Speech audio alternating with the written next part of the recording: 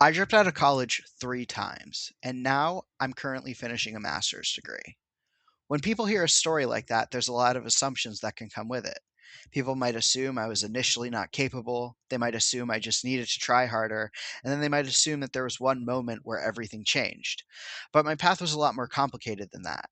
I had to learn how to understand myself, understand my circumstances, and figure out how to navigate a system that was not built around my specific situation.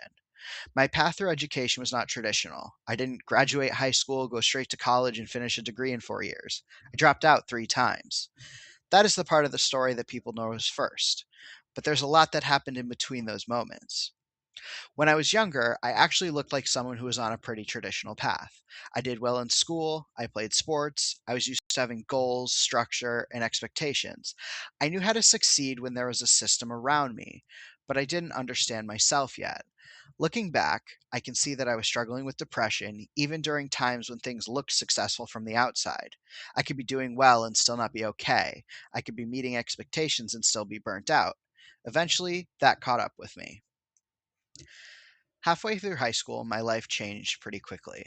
I stepped away from the things that had always given me structure, and I struggled with addiction.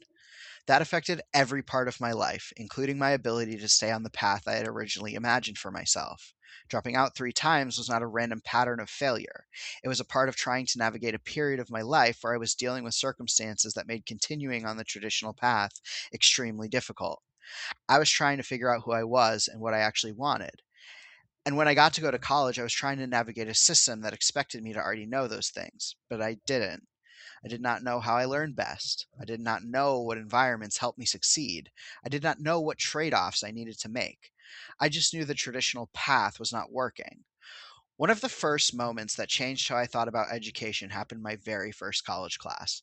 I was 18 years old, and there was this woman in this class who was 53. I remember being fascinated by that. I remember thinking, how are you doing this at 53? At that point in my life, I had a very specific idea of what a college student looked like. But what stood out to me was how prepared she was. She had hundreds of note cards stacked and scattered all over her desk. She understood how she learned. She understood herself in a way that I did not understand myself yet. And that stayed with me. It started to change the way that I thought about who college was for and what success in education actually looked like. Eventually, when I came back to school seriously, I had to apply that lesson to myself. I did not come back with some perfect career plan. I had to figure out what I cared about enough to keep studying. I also had to make decisions based on my circumstances. Finances played a huge role in that. I chose community college because it made the most financial sense. I took advantage of grants and avoided building my future around a large amount of debt. If a 4 year university had offered the same cost as community college, I probably would have considered that too.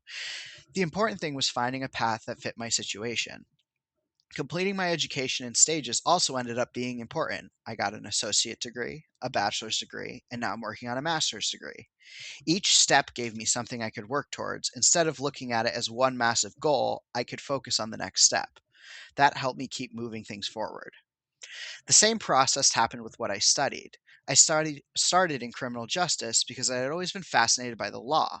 I didn't want to become a police officer, but I thought maybe I could eventually become a lawyer or something. Studying criminal justice gave me a foundation in how laws work and how they're enforced. Then criminology changed the questions I was asking. I became less interested in just how the system worked and more interested in why the system produced the outcomes it did.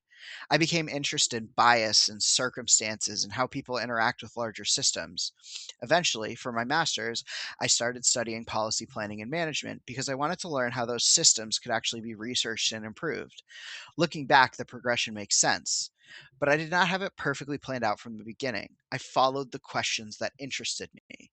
And I think that matters because choosing something you care about enough to finish is different from choosing something because you feel like you're supposed to. The more I thought about my own experience, the more I noticed how many systems are built around assumptions. They assume a certain type of student, a certain timeline, a certain set of circumstances. But people are not the same. People have different goals, responsibilities, different ways of learning and working. Understanding your yourself and your circumstances changes how you approach those systems. And honestly, I still don't know where this leads. I still don't know exactly what I want to do as a career, but I think that's part of what makes this worth exploring. This channel is where I'm going to continue to explore those questions: how people learn, how people navigate complicated systems, how we can better understand ourselves and the circumstances we are working within. I started Adult Student Hub as a place to collect those ideas and resources. The website is already there if you're looking for more information now, because turning all of these ideas into videos is going to take some time. I'm still learning too, but I'm excited to keep exploring these questions and to see where they lead, and hopefully I can help some people along the way. If you like this video, stick around as I'm going to continue making more content about navigating college systems, navigating workforce, and just anything that kind of leads me in the direction of these questions. Thank you for watching.